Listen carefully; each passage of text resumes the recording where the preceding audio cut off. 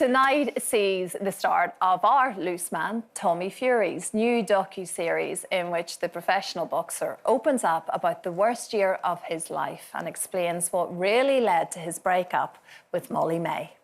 It's a tough one, isn't it, Janet? And sometimes that tough approach is the only way, although it's a very, very difficult one to take. I think if you're close to someone who is gripped by an addiction and you're in a close relationship with them, they take over your entire life and you can't see a way out of it. And, you know, having seen a close friend go through this with someone she was engaged to, who, you know, I had known this guy for years and years, and his drinking just slid from heavy drinking into chronic alcohol addiction, you know, drinking a quarter bottle of vodka with for breakfast and so on. And they were planning to get married in 2 months' time, and she said to me, "What shall I do?"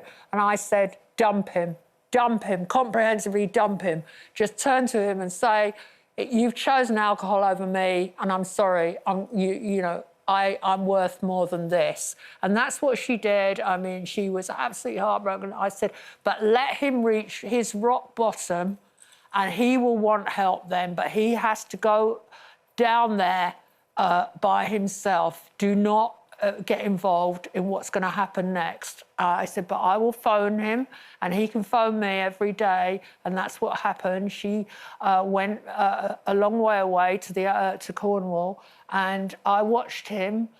It was just horrible.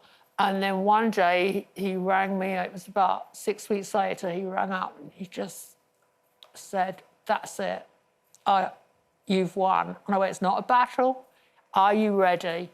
Because we're not playing around here. You've got to want to stop." And he just said, "Yeah, come and get me." So I took him to the doctor, and they had him admitted to a clinic. I had to drive him to the clinic. It was horrible. He tried to get out of the car, locked him in the car, but fair play to the clinic. When we got there, they came towards him in a welcoming way, and they said, "We've been expecting you, you're safe here, we're going to look after you, and this is the beginning of, you know, just get out of the car," because he didn't want to get out of the car, "and we've got your favourite mineral water," because I've talked to Janet. And he got out of the car, and I just drove off, and I left him there. Very hard. And I said to his fiancée, "Don't call him, don't speak to him, let him come back to you when he's ready."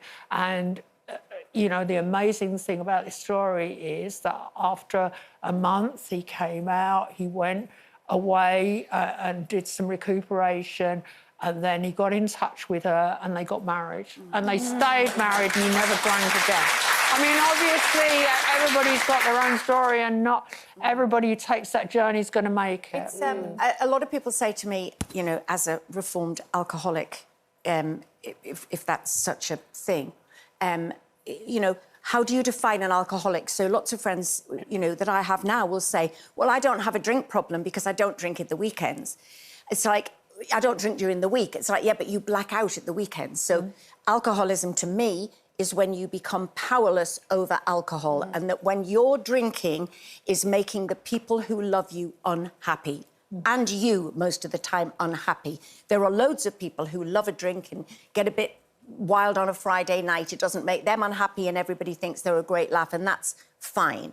But I think that what he said to do is that there are too many people, because you love someone, it's very easy to enable them because you love them and you think that's what you should do. But actually, it's usually ultimatum really does help. The person has to reach rock bottom because other people don't want you to drink. It's like when you give up smoking, you become a sneaky smoker or a sneaky drinker. And with my husband and I, who have been sober now 13 years, and to anyone thinking about it, it's the best thing you could do. Because it's not just us who benefit from the marriage that we have. It's the ripple effect that sobriety has on the people who love you, because every single day is a worry and a traumatic time, is where you're going to end up, what you're going to do. And Lincoln and I, we sort of got together during quite a traumatic time with the press and all of the stuff that they were doing. I had a target on my back for years, and that didn't help things. But I eventually gave him an ultimatum because, of course, I thought he had a bigger problem than me. But his love for me, he stopped. And 2 months later, he did the same to me. And it's very rare that two people get sober without going into a facility. Yeah, but you have to find an anchor, whether it's AA, whether it's going into rehab, or whether it's each other. So him and I continue to be each other's anchor. Absolutely. So, you know, I hugely admire both of you for that, because I think it's an incredible thing. And not everyone can go to rehab. It's, you know... No, it costs a lot of money. It's a very tough thing. Everywhere. But, I mean, the examples that you're giving there is obviously relationships where you can issue ultimatums, but also there's the reality of children dealing with alcoholism. And when I look at... I realise it now because I was quite young when she died, but my grandmother was an alcoholic. And when I look back now, I understand why she lost a child at the age of 2, my mother's sister, to meningitis. And I think from then on in, it was an anaesthetic for her pain. But I remember my mother's life was just blighted by dealing with her mother's alcoholism. Yeah. Absolute chaos, which I still think affects her to this day.